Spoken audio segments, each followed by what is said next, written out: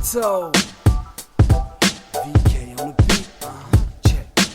I'm in Toronto where you wanna get the city love. I'm from Toronto where you wanna get the city love. I'm in Toronto like we wanna get the city love. My city love me back for my city love. Welcome to episode 1785 of Toronto Mic'd, proudly brought to you by Great Lakes Brewery, a fiercely independent craft brewery who believes in supporting communities, good times, and brewing amazing beer. Order online for free local home delivery in the GTA. Palma Pasta.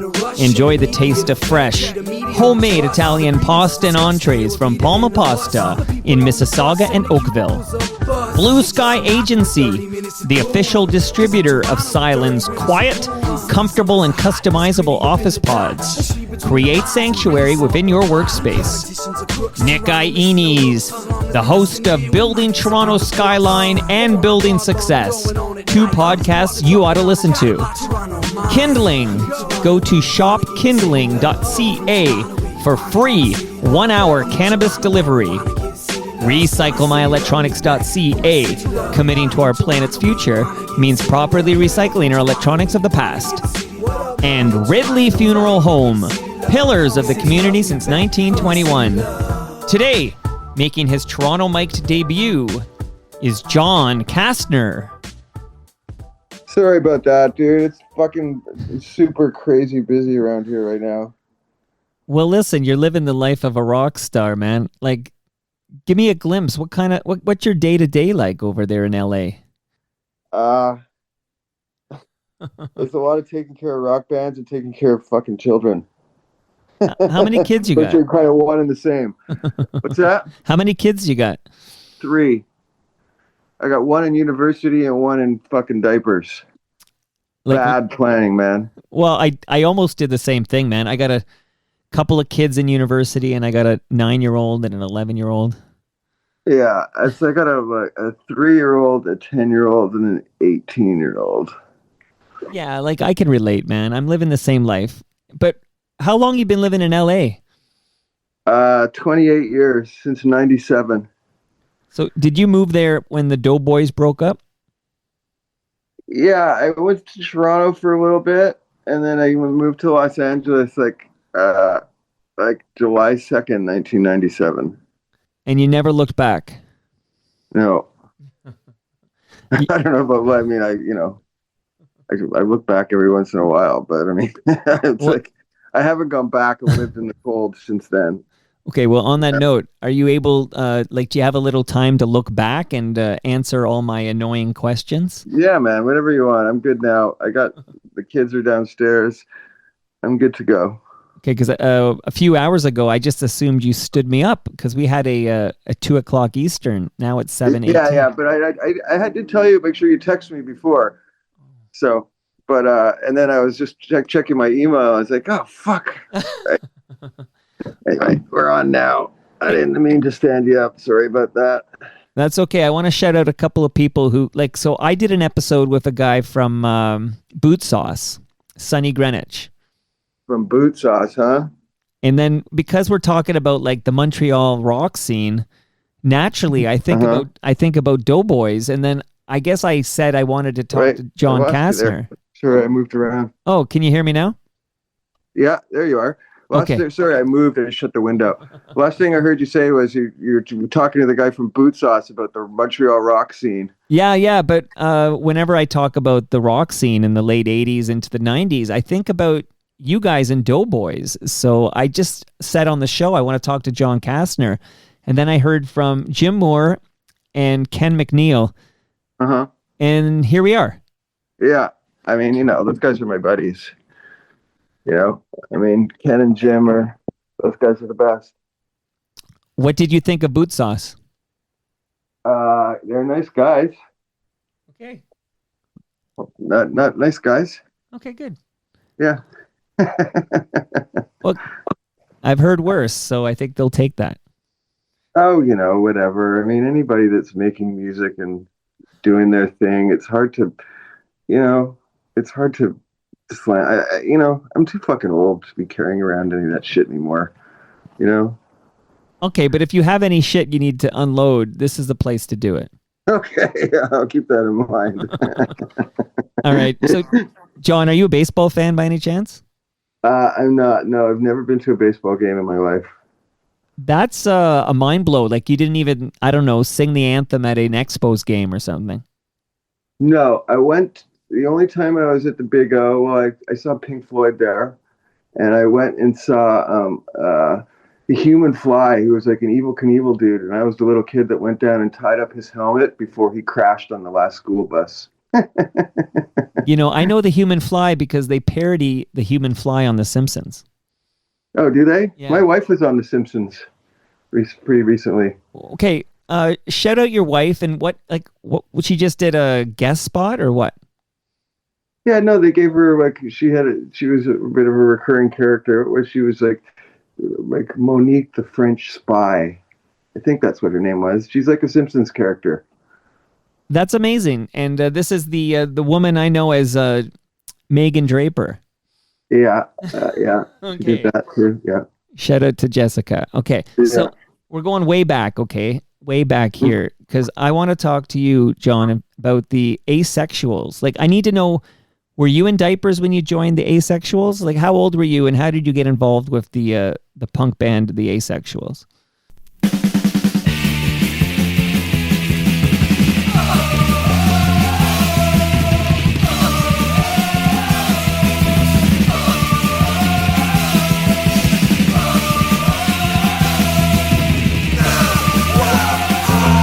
Well, we started it in high school. I mean, we started the Asexuals like in grade 8. It was our high school band. And then, by the time like grade 11 came around, we had already started touring America. So I think like winter of grade 11, we missed a few weeks because that was our first big American tour. First time we came down to America, I was 16. We did our first American tour. That's kind of amazing. Like, how did that happen so quickly for you? Well, like growing up playing music in Montreal, there was like only a few places you could play. And if you wanted to like play music, you just had to get out of town. And there was this magazine called Maximum Rock and Roll that we read that had these scene reports. And then so I just started booking tours from my parents' phone. We'd come down to America with these recording papers. And yeah, I booked all those first tours by myself on my parents' phone. I mean, the last Asexuals tour we did was like, it was a summer. We did 50 shows. I booked them all through Maximum Rock and Roll scene reports. Like you'd meet Johnny Stiff in New York, and then he'd give you like 4 numbers, and then Reed and Raleigh would give you another 5 numbers, and it was just like it was like a scene. Well, that's punk, man. That sounds like punk to me. Yeah, it was crazy. I mean, that was a fun way to grow up. There's different time, obviously, but I spent a lot of time in the back of a van, a bus, a plane, a train, whatever. I mean, 25 years. Jeez. So Asexuals, why does that band come to an end? And then I need like in great detail the Doughboys origin story. The Asexuals was our high school band. We had toured America a bunch of times. We made those first 2 records, and I was kind of the guy that was doing everything, and I never really drank, and I was kind of annoying. I wanted to really work hard, and those guys wanted to party, and they wanted to be more like the Replacements. And I wanted to be more of a punk band, and I think I'd kind of become unbearable, and we went our different ways. And they kind of continued on, and then I started the Doughboys with Brock, who was like, Brock was in our high school. There was 2 bands in our high school. There was the Asexuals, who was the punk band, and there was Rogue. It was like the Alice Cooper, like, or metal. It was like Blue Oyster Cult and Alice Cooper and that kind of thing. And after I stopped playing at the Asexuals, I ran into Brock walking down the St. Catherine Street, and we started playing, which was weird because, people kind of before that, Brock was kind of a bit more of like a Jethro Tull kind of guy. And then I introduced him to Husker Du, and then that was it. Everything changed. And this is Brock Pytel. Yeah. Okay, so how do you meet the rest of the guys? Well, Scotty, the guitar player for the Doughboys. He played in the Asexuals a little bit. He rehearsed a lot with us, but he never managed to make it to any of the shows. But when I was like a little kid, like 10, there was this guy, Chris Roller, that lived across the street. He had a band, and Scott played guitar in his band. And I used to sit under the ping pong table and unplug the lights. I did their light show. I'd unplug it and plug it in and unplug the lights. And Scotty, who plays in Rusty, he was like, he's a 62er, I'm a 66er. And he's kind of like, he was the guy that I looked up to. Like, Scotty's got some, he's got very good taste. He knows what's good and what's bad. And he's kind of been someone who's kind of showed me a lot over my lifetime. Scott's a special dude.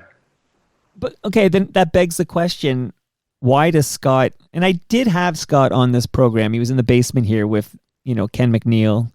Uh-huh. And I'm trying to remember now, but it sounded a bit like, I don't know, was he kicked out of the Doughboys? Like, why did he leave the Doughboys? He just stopped showing up. Yeah. I mean, Scott was like, here's a perfect Scott story. Like, when we were, like the first Doughboys tour, a lot of us, we were like collecting welfare, like, we weren't making much money. I booked all the tours. We were on tour in America. Our record hadn't come out yet. So it was just like, go see the ex-singer of the Asexuals new band. Luckily, like about a week into the tour, we hooked up with MIA and the Descendants. We played a few shows with them in Sumter, North Carolina was the first one. And then they took us on the rest of the tour. But on that tour anyway, I remember like pulling up at a truck stop after a show, going into McDonald's. Scott meets some girl, slips out the back door, and then disappears for 24 hours. Comes back. We're using all of our welfare check to get gas in the next city, and he's gone off with some chick that he's met at the truck stop. Well, we waited in the car in the parking lot of McDonald's. Well, that's rock and roll, man. Yeah. So, I mean, I think that, Scott he was on a different plane. I think he was a lot more talented than us. And did he get kicked out? He just stopped showing up, really. I mean, quite honestly, if we would have had the choice to have kept Scott in the band from day one till the end, we obviously would have. But he just stopped showing up, I mean, he was hanging out with our friend Pat Madden, which is his Luther victim friend, and they were too busy tying bed sheets together, climbing out of second-story windows to show up to rehearsal. And we were like, okay, well, this isn't going to work out. And then I guess, so he just stopped showing up, and he ends up going to Toronto, I guess. Scotty Mac. Yeah. I mean, Scott was always he went to Queens, so he always kind of lived in Kingston. He lived in Toronto, then he'd be back in Montreal. Then he always was Scott never lived anywhere very long, but yeah, he had a girlfriend, Donna, and a dog, and they ended up in Toronto. Okay, because it's basically Rusty's essentially One Free Fall plus Scotty Mac. Yeah. Yeah, and with the Doughboys, we did a bunch of shows with One Free Fall too. They were great, and it's not like Scott didn't like stop playing with the Doughboys and then start Rusty. I mean, there's 15 years between them leaving the Doughboys and him starting Rusty, or at least 10 anyway. I don't know. There's a lot of years between that. It's funny. It feels like it happens right away. Okay, I have to go check out the timelines on this sucker. Yeah, there's a lot of time there. Okay. Like, I think Scott stopped playing with the Asexuals around 80, but in the Doughboys, he was in the band for a year, and that year that he was in the band, we just toured the entire time. Right. And then that was like 87, and I think he started Rusty in like 95, 97. 2000. I don't know, something in there. There's a good 8 or 10 years for sure before from the Doughboys to Rusty. Who replaced Scotty Mac in Doughboys? Jonathan Cummings. Yeah, there you go. Yeah, And did you select him? Like, how did he yeah. get recruited? We were in Toronto, and I saw his band, Mike Marley and the Sailors, and he was just fucking awesome. And so uh, Scotty had disappeared, and we had some shows coming up with Husker Du. There was the last Husker Du tour, and we needed a guitar player. So I called up this dude in Toronto, Jonathan. I got his number from I forget who, and he literally took the bus to Montreal 3 4 days later with a skateboard and a pillowcase full of dirty clothes, no guitar or nothing. And who's and then, on? No, sorry. Continue. Sorry about And that. then I think we rehearsed for 3 days and then did that first Husker Du show at the Spectrum. And who's on bass for your band at this point? Sean Bondhead. So Yeah. So this is your lineup that puts out your first album, right? No, the first album was with Scott. Oh, sorry. Yeah, right. And right. then Whatever. Jonathan joins the band like basically like the third tour for the first record. You know, that first Gotcha. record we toured for like a year straight. So Scott probably did the first 6 months, and then Jonathan did the second 6 months. And then I think it was literally in '88 that we made Home Again. So I'm going to ask you just about like distribution and like getting like what label. So what label releases whatever? well, so we were there's a company called Bonaparte that was basically the guys that owned Cargo. And it's a whole long story. Bill from Bonaparte, he was the guy that like was put out the Asexuals records, and then he gave us money to do the first Doughboys record. And by the time we did the record and then went on tour, and we came back from that summer tour, and Bonaparte had gone out of business and Cargo had started. And we were like, what the fuck? So eventually I did a deal with this guy in Los Angeles. I forget the name of his label. And then What Goes On in France. And then I did a whole bunch of deals all around the world. One in England, one in France, one in America. And all these different companies put out the record. And then we just, we were on tour the whole time. I mean, we literally toured 10 months a year, You got an entrepreneurial spirit there, John. Yeah, there's something going on. Well, I mean, a lot, you have the hustle, you put in the work, and you make shit happen. Yeah, they definitely make shit happen. I mean, so I own Cobra Side here, the big vinyl distribution company. I have for 25 years, and I manage fucking tons of bands. I mean, at one point I was managing all of my favorite bands. Well, do you want to name check some of these bands? What, the bands that I've worked with in the last 10 years? Yeah.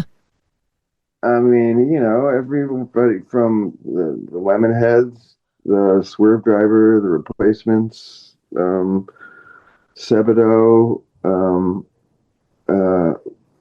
I don't know, God, I was Slow at one point for that little thing. I mean, I've managed probably 15 bands in the last 10, 12 years. Men Without Hats, the Replacements. I can't think of it. There's a lot more. I can't think of any more, but there's a lot more. Well, those are some big fucking bands, but you mentioned Men Without Hats. Dandy Warhols. I did the Dandy Warhols for 5 years. Jeez. What else? I don't know. And at one point, I kind of managed all my favorite bands until I wanted to fucking jump out a second story window, and I had to let a bunch of them out of my life. Oh. But what's it like when you're managing a band that you loved? Like, and I'm on that. In that vein, I'm interested in Men Without Hats because I can imagine a guy your age from Montreal, you'd be right there when Men Without Hats is breaking. Men Without Hats is different because Ivan was like, one of my best friends for 40 years. I mean, Men Without Hats had massive, huge hits and huge success, but they never toured. They never did anything, right? They did 2 American tours and 1 Canadian tour. And, I basically helped, this was about 10 years ago. I helped Ivan get it together, and I started managing them, and then I sent them everywhere. They went, Europe, they did tons of American tours, went to South Africa, went to Australia, went everywhere, I basically helped them put it back together and then sent them out on real tours. Not that their 80s tours weren't real tours. I mean, those were big tours. They were a big, successful pop band, but they never toured Europe. They did 2 American tours. That was it. And he did more tours in the 5 or 8 years that I managed him than he did in the first 40 years of his life. That's interesting, because you also, you mentioned your friendship with Ivan, but you also played guitar with Men Without Hats for a couple of years, right? Just 1 year. Early 90s? I mean, I played and sang on one of the records, that Universal record he did in 1990. I don't know what it was fucking called, but, it was the Doughboys. We were super busy, and we had a few weeks off. So I went down to upper state New York, and we recorded a record there. And then I literally I remember I left there, went to Montreal, got on a plane and flew to Finland and picked up the tour again. Jeez.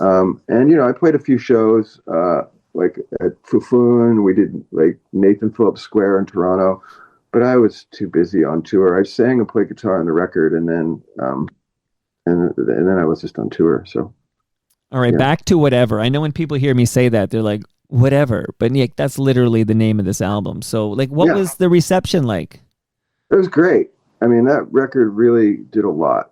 A lot of people really liked that record, That record was like a very heartfelt record, I was kind of heartbroken that, I wasn't playing with my old buddies that I grew up with from high school, and I just kind of closed my eyes and wrote a bunch of songs with Brock, my high school nemesis, and Scotty, my guitar fucking hero.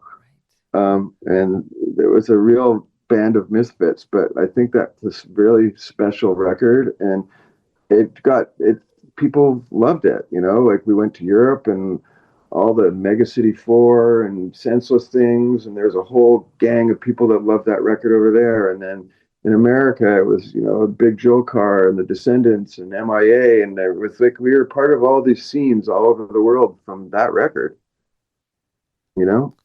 Like the Doughboys, we didn't spend a lot of time in Canada. I mean, we'd spend 3 weeks touring Canada, and then 6 months touring America and 5 months touring Europe, and then we go back and tour Canada for 2 weeks, and then we not only were not home, but we didn't tour Canada very much. But one of those Canadian tours, you were opening for the Red Hot Chili Peppers, right? No, we never opened for the Red Hot Chili Peppers. Okay, well you're the authority, because there's that myth is out there. Yeah, well, I don't know. So this absolutely did not happen. No. Okay, note for Rosie Gray T.O. We have some editing to do, because that's definitely out there that you guys opened for Red Hot Chili Peppers. No, I don't remember that. I mean, I have to say, though, like, there's some dude from, like, Spain or something that started a new Doughboys website or page or something, and I keep seeing all of these posters of shows. And I emailed Paul Newman 2 nights ago because I saw this poster of it was us playing 2 shows at the Fufun in Montreal. One was 7 Seconds opening up, and the other one with the Lunatics opening up. And I'm like, I don't remember that ever happening. I had to email Paul. I was like, did this really happen? I don't remember these happening. But this kid that's got this new thing, he's digging up all these old flyers, and I feel like I got a pretty good memory, and I see all these posters from all these shows all over the world, and I'm like, I don't remember any of that shit. I just saw one the other day with the Goo Goo Dolls and somebody else opening for us. I mean, yeah, we played a lot with the Goo Goo Dolls, but the show in particular, I'm like, I don't remember this show happening. What the fuck? When did that happen? I guess I was there. Wait, and you weren't even drinking heavily? No, I smoked a lot of weed, but I've never been. I could never. I'm not a good drinker. Like I could never do it very well. Well, So I know you're in LA, but I should tell the listenership here in the GTA that if you want 1 hour discreet cannabis delivery and you want to track your order, go to shopkindling.ca. oh wow, is this like some kind of sponsor that you're Yeah, like dropping a little bit of you got it. dropping a little bit of sponsorship shit in here? Just slipping that in there, man. You Slipping can that in there, huh? order it 24/7, and then between I think 9 a.m. and 11 p.m. It'll be at your door in under an hour. Yeah, you hear that, weed guys? Now give fucking Toronto Mike some money, goddammit. You hear that? Come on. Shopkindling.ca. Shout out to cannabis. So okay, so I am curious because you talk about writing with Brock, and Brock sounds like is a big deal in your life for that first album, but he up and moves to India, right? I don't know if Brock ever moved to India, but Brock had a, like we went to high school together. Brock had a pretty tough go while we were in high school. I don't think it's, my place to really talk about his personal shit, but his parents weren't around. He lived in a house that didn't have power. He had to put up a facade or else he'd end up in a home. Like Brock had a rough go. And the first year of the Doughboys was great, and Brock, introduced Brock to a whole different genre. Like he went from Jethro Tull to Bob Mould. I mean, it was and did a fucking phenomenal job at it. But then things started to get weird. I mean, and when you're on tour with people like that, it's like your brothers, and we started to fight a lot. And then Brock started doing these vows of silence. I don't know if it's all this shit. You've ever heard all these Doughboy stories? Like he stopped talking on tour, so he'd do these vow of silences where we'd go on tour for 3 months, and Brock wouldn't talk. He'd carry around a little pad and a piece of paper, and he also was like a microbiotic or whatever, so he would only eat food that was grown locally where we were. So he carried around a crock pot. So we were like this fucking punk band, and he'd show up and plug in the crock pot. So the whole club smelled like fucking vegetables, and he wouldn't talk.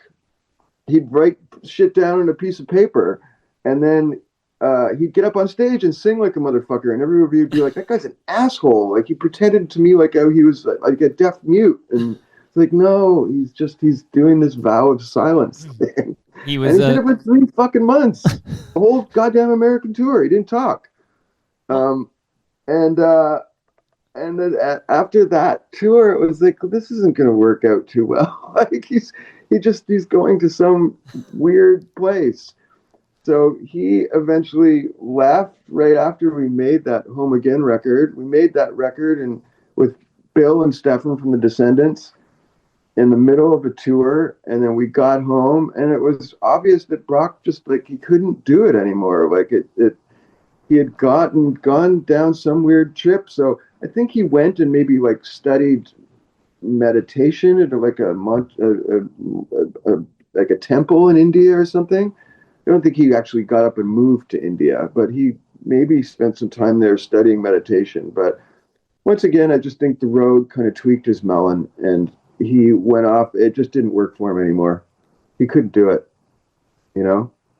And this is when Paul Newman enters the fray. Yeah. Paul was a friend of Jonathan's, and he played in like the coolest Toronto band called No Mind, and he was just a fucking sick drummer.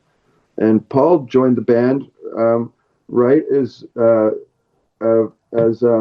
Again was coming out. Like by the time we started touring for that record, Brock was gone. Paul did the first show of the first tour for that record, and I was in '88. And then once Paul joined, it was like we never got off the road till I don't know, man, 94, 95. Like we come home for 2 weeks of Christmas. That was it. Jesus. Does that explain maybe why there's so much turnover in the Doughboys? I think we just burned people out. Yeah. Like we literally burned people out because we just toured nonstop. Like we literally we would go off like, like a normal tour was 3 months. Sometimes we'd come home for a few days, before, we'd go off to Europe. But we were gone for 6 months. We'd be home for a week, gone for another 3 months, and we'd come home for 2 weeks. But we would usually wrap up around the 15th to the 20th of December somewhere, usually like in Europe or something. We'd come home until the second week of January, and then we'd go again. And we'd I think the most we ever did is we did 31 shows and 31 nights in one American tour. Because we'd met the Descendants, and those guys really taught us to like go. They taught us a lot. There's two kind of people that really taught me a lot, which was Mark Stern from Youth Brigade and BYO. When I met him, he really taught me how to like do it yourself and don't fucking sit around and wait for anybody. And then Bill Stevenson, when I met him, he took it to another level for me.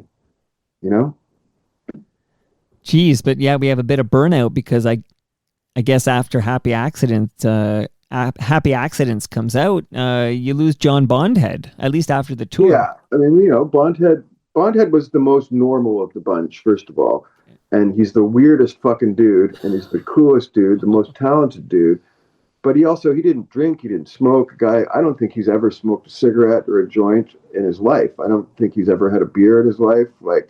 And he was on tour with a bunch of fucking maniacs, and he had some heavy personal stuff in his life. He came from a pretty hard go himself. And after like literally 2 or 3 years of just being on the road solidly, he met this girl in like Tacoma, Washington, and they got married. It was like we'd come home for 2 weeks. None of us even knew that he was talking to this girl. And while we were on tour, his dad passed away. He didn't tell any of us. And he had been talking to this girl nonstop. We came home for 10 days. He flew to Tacoma and came back married. We were like, what? What the fuck? I heard from somebody, a friend of his that, oh yeah, his dad passed away while you guys were on tour. He never told any of us. Who replaces Bondhead? We did so we got, for a while, first we did a bunch of, right away we got, what's his name from Pig Farm, John Delorier from Pig Farm. And he joined the band, and he was a very unhealthy guy. He was very skinny. He was ending up in the hospital all the time, man. Like every few months that we'd have to miss a few shows because he was in the hospital. Drank a lot. He had an eating disorder and was just very, very unhealthy. And, he joined the band. He was in the band for a year, and we toured for a year. I don't think the whole year he was in the band, I don't think we came home for more than a week. And he was just too unhealthy. And I think, if I'm not mistaken, I think maybe we did that When Up Turns to Down EP with him. I think he might be on that. I'm not sure. I think we did that EP with him. And we were, we were signed to Enigma Restless in Los Angeles. And we signed to them because they had all of our favorite bands. They had Social Distortion and like everybody, all the cool bands were on Enigma Restless. So we signed to them. When we signed to them, I was 17 or whatever, but they took our publishing, they gave us no money, and, they'd license our record around the world, and we hear about how well our record was selling. We were starting to draw tons of people in Europe, but we weren't seeing anything from it. So we started getting all these label guys come to our show. It was Dave Porter from A&M Records. He came out, and we said, well, we'd love to be on A&M, but we're not going to sign a Canadian deal. So they hustled the guys in America, and we signed an American and a Canadian deal at the same time. But we are still signed to a Restless Enigma. So A&M gave us money under the table, and we went and bought our way out of the Restless Enigma deal. Wow. Yeah. So in the end, we ended up paying fucking Restless Enigma, I think, $15,000 to get out of that deal. Wow. Fucking ridiculous. Well, you picked a ridiculous industry, man. I know it's your art and you got the hustle, but the stories I'm hearing, it sounds like this game is rigged. Well, I'm not going to lecture you about this state of the music business. It's like, a good deal in the music business is a bad deal. A good record deal is a bad business deal any way you look at it, right? So it's like, yeah, the kind of the game, that whole, it was a weird, like, I'm from that whole, like, a lot of the 90s rock guys, we're all kind of the same age. Funny enough, we're all turning 60 next year. Everybody is. Right. And, we all saw that same fucking Kiss tour, summer of 1977, everybody. And we all put our time in doing tons of years on the road. There was no chance that bands like us were ever going to get popular. And then all of a sudden, we all signed big major label record deals and all sold a bunch of records and all started drawing tons more people, and everything fucking changed, Well, I want to talk about that change, but how much of that change was a result of Nirvana? It was not only Nirvana, though. Sure, of course. I mean, they were the ones that led the way. But I mean, we were with this company in Europe called Paperclip. Paperclip had 15 bands, and they had everybody. They had fucking, Soul Asylum, Nirvana, Tad, Mudhoney, the Lemonheads, Buffalo Tom. They had 15 bands, and the Doughboys were the only Canadian band on that roster. And the 15 bands that Paperclip had were the 15 bands that changed the world in 91, 92. Wow. And so, like, we knew all those bands because we would go to Europe and tour with them all. We knew all of them because we toured with them all in Europe. We spent so much time touring Europe that we knew everybody. And we all signed record deals at the same time, and we all started selling a bunch of records all at the same time. And yeah, Nirvana is obviously the fucking Pink Floyd of our generation or whatever. They're the dark side of the moon or whatever it is. But, I mean, I think there was a whole movement in music. I mean, we were part of a whole shift and movement in music that I don't think has ever happened again, and it was a fucking cool time to be making music and be part of that, Okay, look, we got ourselves here in 1993, okay? So yours truly is turning 19 years old. The Blue Jays win the World Series, by the way, and they might repeat that against the Dodgers this year. We'll see. Game 1 is on Friday night. But 93 is when Crush comes out. So would you mind, Crush is sort of the big breakthrough for you guys in terms of radio airplay and much music, right? Like, give me the backstory on Crush. That was in Canada. It went gold in Canada and did well, but it did well everywhere. It did well in America. It did really well in Europe. It did well everywhere. I mean, I remember at that point, I had a girlfriend that was living in Japan, and when we get off the road, I'd go to grab her in Japan, and we'd go to Thailand for Christmas every year. And I remember finding like bootleg copies of Crush all over Thailand. I mean, I knew that we were doing well when fucking the Thai bootleggers on Koh Samui were bootlegging our record. Who produced Crush? Daniel Ray, the Ramones guy, ended up being one of my all-time favorite people in the whole world. Just the coolest dude ever. We wanted Tommy Ramone to do it because he had done Tim by the Replacements, and he had, he produced all the early Ramones records, but he wasn't available. And thank God, because in the end, he wasn't a great producer. But through trying to get him, we met Daniel Ray, who was another Ramones producer and ended up being the best Ramones producer. I mean, other than Ed Stasium, obviously. But, Daniel wrote a lot of Ramones stuff starting at Too Tough to Die on. Daniel's a big part of the Ramones, And we signed our A&M deal in Los Angeles and Canada. And then we went to New York, and fucking they put us up at this crazy place. I remember they had to put $25,000 down as a deposit for the art at the place we were staying at. And we spent 2 months in New York recording at the Magic Shop and all these amazing fucking studios and working with Daniel Ray. I remember we did all the pre-production for that record at Big Mike's, which is a famous rehearsal place in New York. And on one side of us, television was rehearsing. On the other side, Lenny Kravitz was rehearsing. I remember at one time, me and Jonathan, like, television was rehearsing. We stopped and we were fucking sitting by the door listening to television. They'd been broken up. It was their big kind of reunion show back. And then Tom Verlaine opens the door. Me and Jonathan are sitting at the door listening to him. Like, what the fuck are you guys doing? Anyway, yeah. That record was super fun to make, and it changed everything for us. And, all of a sudden we could draw, 500 or 1,000 kids on a Tuesday night, Yeah. So I should bring in a question that came in from Hamilton Mike. I know Hamilton Mike is listening. He's looking forward to this. Hamilton Mike wrote me when he heard you were coming on. He said, I played the shit out of their last 2 CDs, Crush and Turn Me On. And he wanted me to ask you what it was like working with Ramones producer Daniel Ray, but it sounds like it was fucking great. Daniel's the best, man. He did Crush, which was, he just changed everything. We'd worked with some producers, but Daniel was like, he was a fucking everything that we loved in music and in life, he was part of. He lived in the Lower East Side, and he brought us to New York, and we hung out with the Ramones and fucking recorded in all the best studios, not just the best, but the coolest studios, and he just taught us a lot about making records, and it was just an amazing experience. And then, he did half of Turn Me On, and then he produced the first All Systems Go record too. I saw you in All Systems Go at Molson Park in Barrie before a Pearl Jam show. Mm-hmm.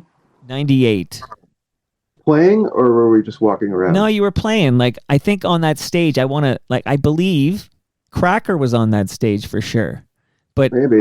Hayden? Yeah, I remember. He was good. Whatever happened to that dude? Oh. He was like a talented fucking guy. Kind of like Canadian, like Elliott Smith or something. Guy was like a good looking, super happening guy. It's like, what happened to that guy? He's become a good bud. He's a soccer dad. Our kids play on the same team. And he's still doing his thing. He does a benefit. His daughter's special needs, and they do this really cool benefit at Massey Hall every year. And Hayden's still doing his thing. He gave me this hat. He's a talented dude, that guy. Does he still play music? Does he still do it? Absolutely. You can still catch him. He was at Lee's Palace fairly recently. Yeah, Hayden's amazing. Things are as bad as they seem. He gave me this a couple years back when he... Yeah. He was like, I hate to say it, but there wasn't... we didn't love a lot of stuff that came from Canada at the time that we were doing it. We didn't love a lot of it. I mean, Sloan were obviously fucking awesome, and Hayden, though, that guy was like way a step above everything else in Canada. I agree, man. But what did you think of a band like? And I don't even know how often you'd cross their paths, but Lowest of the Low. Yeah, not my thing. Not your cup of tea. No, it's too Toronto Queen Street art scene for me, and. The 80s Toronto Queen Street art thing left a bad taste in my mouth. I mean, I love Groovy Religion, and William's one of my best friends. But I just didn't like that Toronto art scene. I mean, there was that one band that John Bora played in. They were cool, but I don't know. It just wasn't my thing. It was too arty. It's funny you mentioned John Bora. He's been over, but I was just literally, I think it was just yesterday. I think Bora's got new music coming out, and I was reading about it. Yeah. I helped him put out his music. I own Coverside, so I put out John's record. You know what? Thank you for reminding me about that. But I bump into him. I just think he's amazing. Yeah.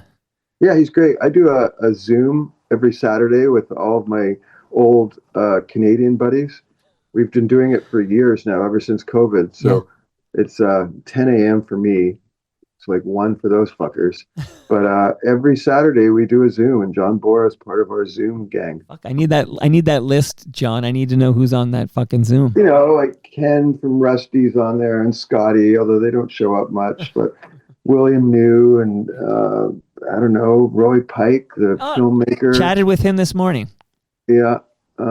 It's all Monk, my old friend that I grew up with. It's all my old Canadian buddies. And we do a Zoom every Saturday. Okay, so you're talking to Toronto Mike, so it's always of a Toronto perspective. And one of the things I just wanted... Is your name actually Mike, or is it like Toronto because you're talking into a microphone? No, it's Mike, M-I-K-E. So this is, okay. Toronto Mike. So, Much Music. What... I know let's disregard what's going on with LA and New York and Tokyo and, from a Canadian perspective, how important is it that Much Music played the shit out of Shine?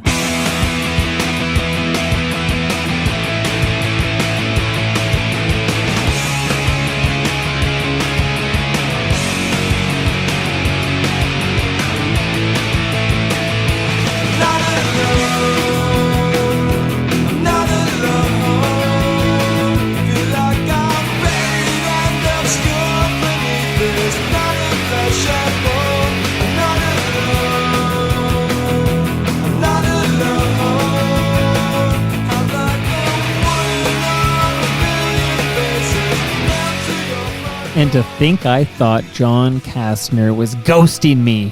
I'm glad we got to do this. What a great chat. I am also glad I have the opportunity to tell everybody listening that Great Lakes Brewery is brewed right here in Ontario. Fresh craft beer. That's what FOTMs drink. That's what we'll be drinking at TMLX 21 on November 29th at noon at Palma's Kitchen. Palma Pasta will feed us there. I hope to see Nick Iones there. He's got a couple of great podcasts you should listen to. Building Toronto Skyline and Building Success. RecycleMyElectronics.ca is where you go if you have old electronics, old cables, old devices. You don't throw them in the garbage. Those chemicals will end up in our landfill. Go to RecycleMyElectronics.ca. Drop them off to be properly recycled. If you're going back to the office, you may need creative and dynamic work environments, and you may need a chat with Doug Mills. He's at Blue Sky Agency. Write him now, Doug at blueskyagency.ca. Pick his brain. He's also a sweetheart. Speaking of sweethearts, that's Brad Jones at Ridley Funeral Home. We just recorded a fresh episode of Life's Undertaking, his fantastic podcast.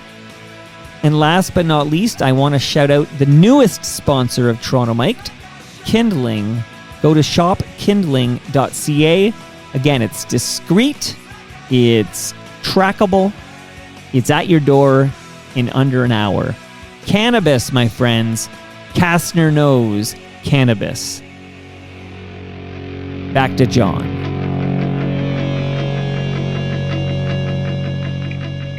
I appreciated it. We were never here, so right. I literally wasn't around to see it because we were never here. So I didn't even know that "Shine" was the song for The Wedge. You know that? Okay, so I was going to ask you about that too. Yeah, it's a theme song. I didn't even know that they used that as a theme song. I didn't know that till years later. Well, I guess if you're not here, how the hell would you?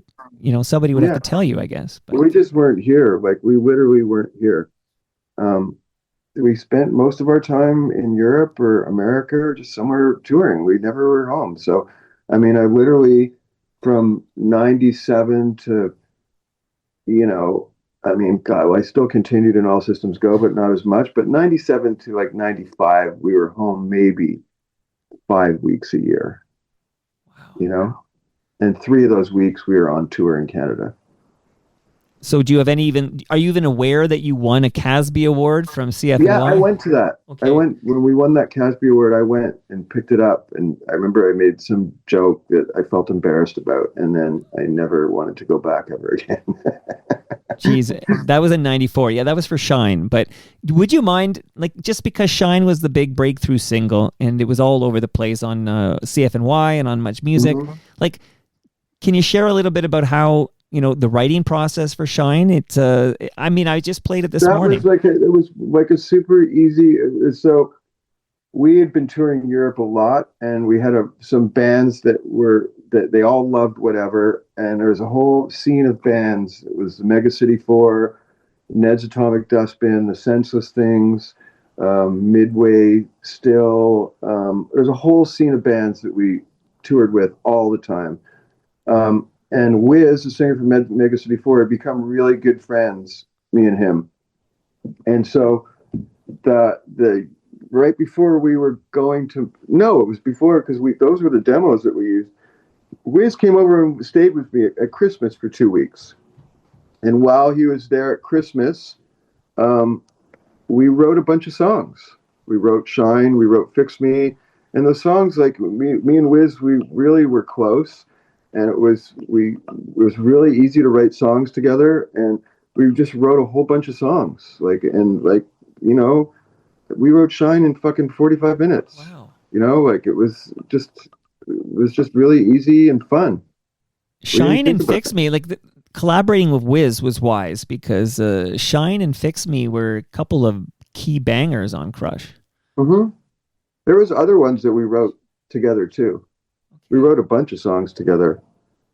From that same time, and then we wrote some songs for the Mega City 4 record, and then I think we had a few songs on the next Doughboys record, even on Turn Me On. I think there was a few songs that me and Wiz wrote. We wrote a bunch of songs together. because then eventually Mega City 4 broke up, and Wiz moved to Canada and joined the Doughboys. Right.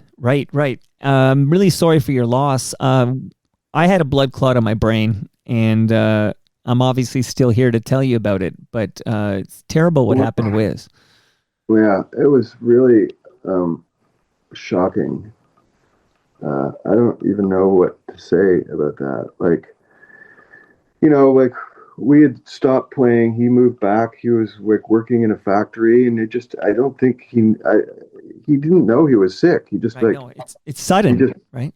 Yeah, he just fell over and died. And I mean, it's great that you made it through that. I mean, it's so, I don't know, health stuff just scares me. It makes me sad and upset, and it just scares me. So I'm happy that you were able to make it through that. Well, I'm sorry that your friend, because you don't know it's there. I mean, I had a headache for 4 days, and then they did a CAT scan, and they said, oh, go to the stroke ward. You're in, this is really bad. And then they give you blood thinners, basically. But sometimes you don't get that warning. I'm sorry to hear it. He was only in his mid-40s, so that's just fucking awful. Was he that old? I don't think. Wiz was older than us. Wiz was 4 or 5 years older than me. So I didn't even know he was in his 40s. Maybe. I don't know how old he was when he died.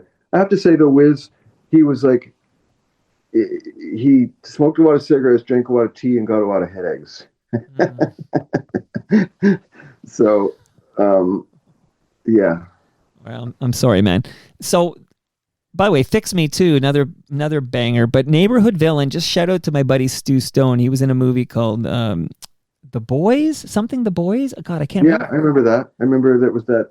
I think we even did a video with that guy that directed that movie. And it's got a Neighborhood Villain in it. Yeah. I think that song kind of had more, I think he kind of used the premise of that song to kind of write that movie or something. Yeah. I think it was a little more involved than just another song that he bought for the movie. I remember at the time he had kind of made he needed to have that song in the movie. Oh, it's called The Boys Club. Yeah, I remember when he used it. I met up with them, and yeah.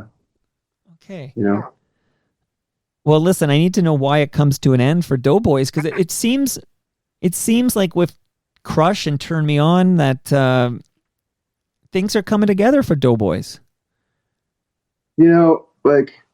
After Jonathan left, it just I think Turn Me On's a great record, and it was a hard record to make. We spent a lot of money making that record.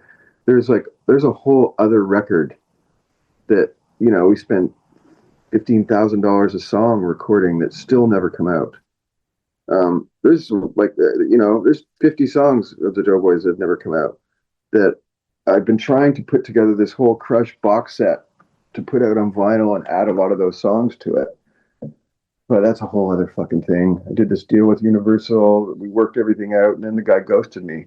We worked out the deal. It was all set, ready to go. So I'm trying to go through somebody else to make it happen again. But, I want to put all those songs, or a lot of those songs that have never come out, on it. I want to get a lot of the Andrew McNaughton photo shoots. And there's some, we did some $25,000 photo shoots that we never used one single photo from it. We did a super expensive photo shoot with Chris Buck in New York City, never used one photo. What? There's so much stuff there. So, and I own Cobraside. I have the resources to put together a big, beautiful box set. I work with Howie Weinberg all the time, so I get Howie, he's totally into fucking remastering it, and then he'll remaster all this stuff that's never come out. So it'll come out eventually. I just, I need to work with a new Universal dude now, because the other guy, Warren, I think his name was, sent me the deal memo. We had it worked out, and then just ghosted me. That's fucked up. That's, yeah. Yeah. Well, hopefully we get that figured out, because yeah, I think that'd be cool. We will. I mean, I wanted it to come out on the 30th anniversary. That was the plan, which was 2 years ago or whatever, year and a half. And I had it all worked out, ready to go, and then he just stopped taking my calls. Jeez. So. Man, and all these, you talk about these $25,000 photo shoots, and you didn't use the photos. The band's paying for this shit, right? Yeah, but we were fucking kids. There's so much money in the music business at that point. You know, our publishing deals were hundreds of thousands of dollars. Like it was money. Everybody had money. You know, we were making money. We were spending money. It was like that Turn Me On record. We spent $500,000 making that last record. Jesus. You know, like there was money, man. It was like, there was a new format, CD, and everything had to be repressed in this new format. It was super cheap to make, and everybody was rebuying every record. So there was a shit ton of money in the music business. You know? No, I know, man. I bought my fair share of CDs. I can't tell you how many like 18.99 CDs I bought because I like one or two singles. Yeah, or all those records that you loved when you were a kid that are now on this new format. I mean, imagine a dude like me that's fucking spent 10 months a year in a van or a tour bus. You know, first I used to carry around 12 cassettes with me. And then all of a sudden I could fucking fit like a pouch with like 40 CDs. It was the greatest. Jeez. You know? Yeah. Did you play with Brand Van 3000? Yeah, I played on the first record.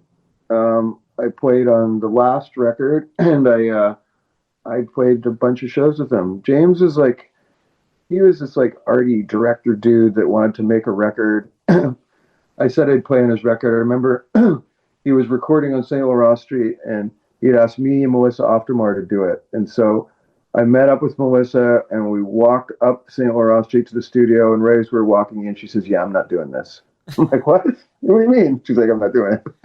I'm like, "Okay."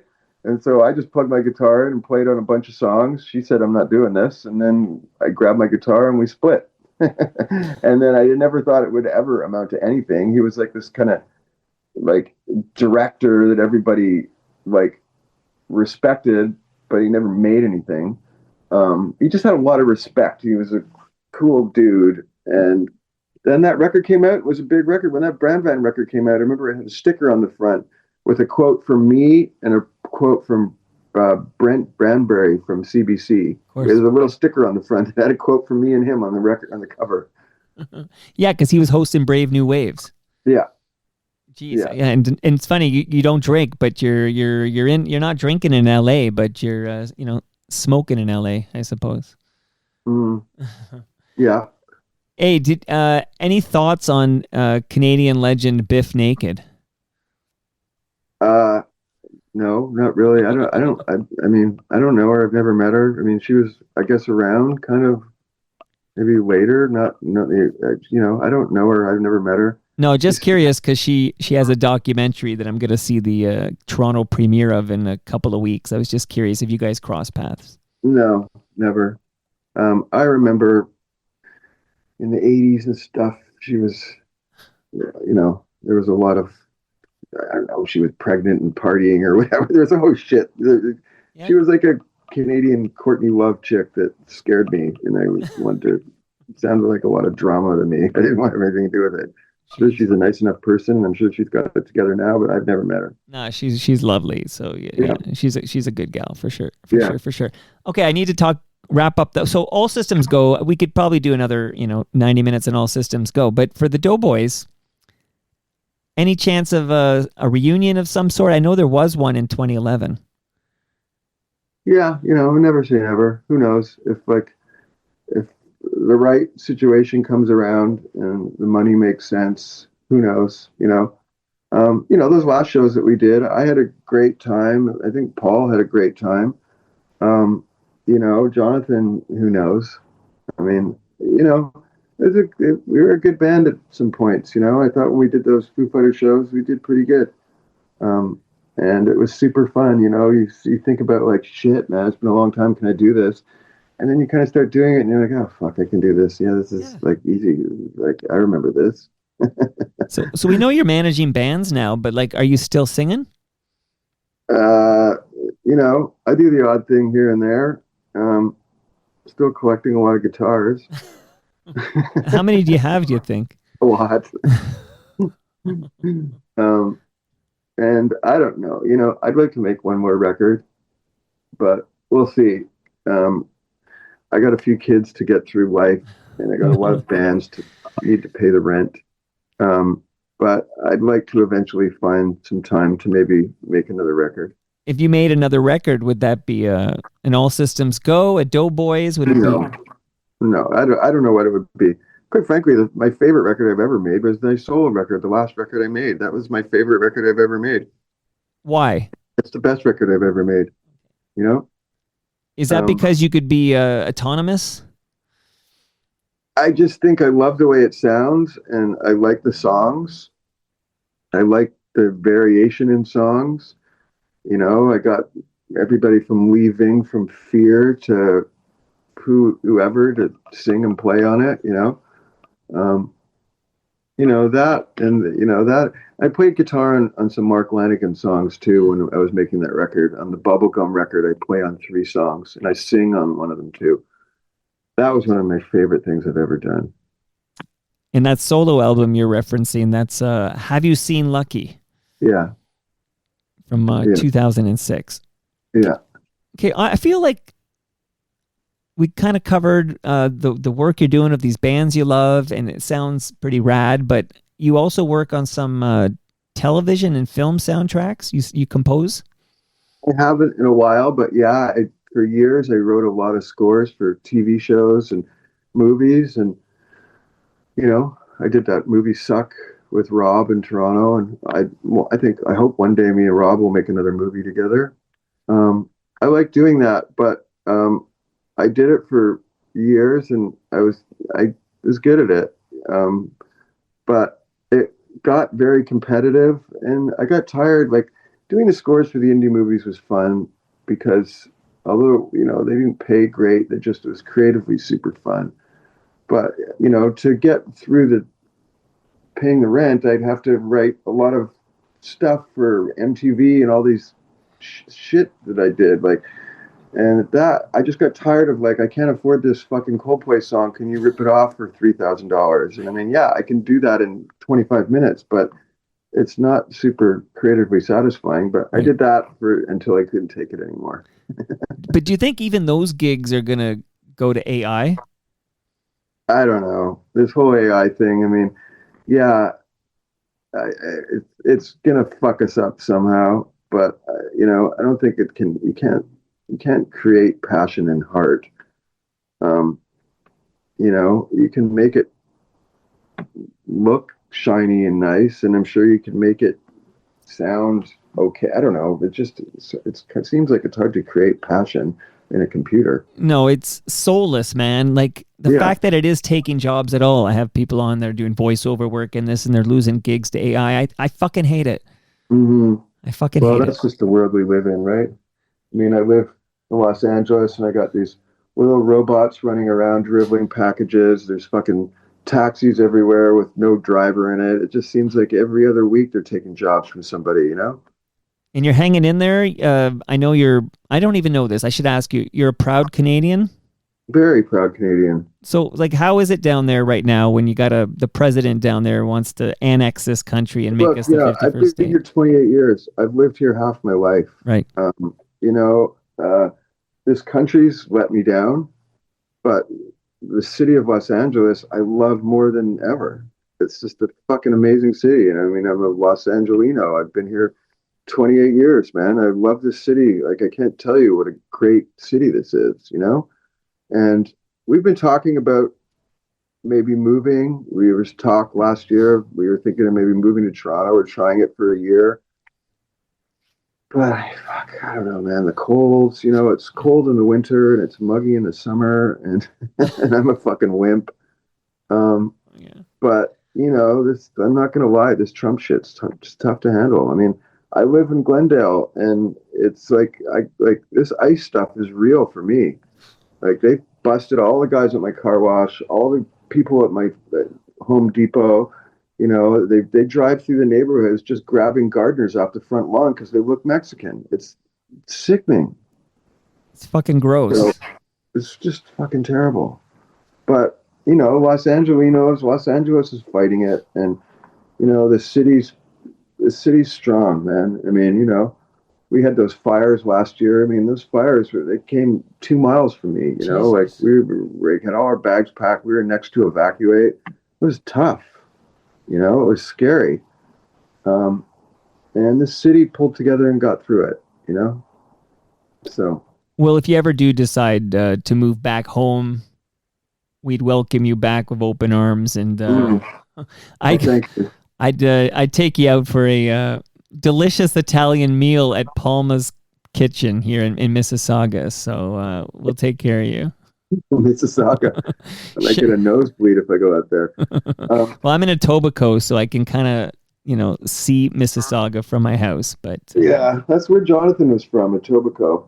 That's as much as I know about Etobicoke. Well, I'm south of Etobicoke. I like to differentiate, by the lake. So yeah, I don't know much about it, but Toronto's. I don't go back to Canada very much. Although I was there last week for Tom Green's wedding. Oh, yeah. What was that like? I saw a photo of you at Tom Green's wedding.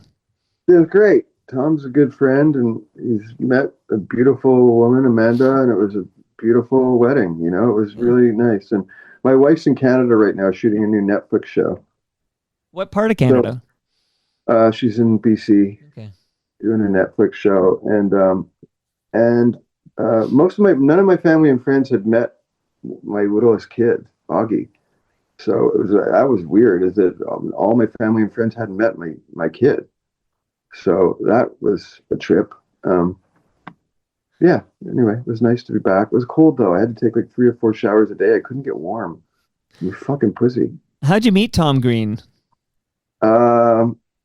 Living in Los Angeles, like Canadians kind of gravitate together, and I met Tom just because we're Canadian, and sure, we just got closer and closer, and then we started to become really close, and then at COVID we really started to bond, and then halfway through COVID he's like, "I'm out of here, dude." I was like, "What?" He's like, "I'm leaving. I'm going back," and that was it. He moved back. He met Amanda, who lives in a beautiful farm, and he's a very good friend of mine. I put out Tom's records. He's putting out records and doing comedy tours, and he's a talented guy. Guy's got a lot of heart, a lot of soul, and he's just he's a good dude, that guy. Well, I used to watch the Tom Green show on Cable 10 back Yeah, in me the too. day. I mean, it was my favorite Canadian, Kids in the Hall and the Tom Green show are some of the best things that have ever come out of Canada. And when I was in Canada last week, Dave Foley actually took care of my house and my dog while I was there. That's wild. Okay, I love the Kids in the Hall too, so a lot of touch points here. Okay, I could talk to you all night, man. I'm so glad you made some time for me. I'm glad we got to do this, and I really appreciate it, John. Yeah, I'm sorry. Like I really didn't mean to stand you up or anything. It's just, like I say, my wife is away right now, so I'm a solo dad, and between trying to take care of the bands and these kids, my life is fucking tough right now. So let me leave you with this. You owe me nothing, okay? But I'm going to pretend you owe me something, okay? Okay. What if you put in a word with Tom Green to come on Toronto Mic'd? Tom would come and do your show. No problem. Okay, so can I leave that with you, John? This is like a homework for you, I suppose. Tom will do it, no problem. Tom is the best. And I'll text Tom now and tell him I did this podcast in Canada. He'll do it. Tom's the greatest. He's got a big Canadian tour coming up. Yeah. There's no better time for him to do your podcast than now to support his tour coming up. So I'll help make that happen. Thanks, bud. Okay, I'm glad we did this, and enjoy the rest of your night. And yeah, you too, man. And anytime you want to talk, you got my number now. So anytime, just text me. All right, John. Thanks so much. All right. Take care. Bye. Bye.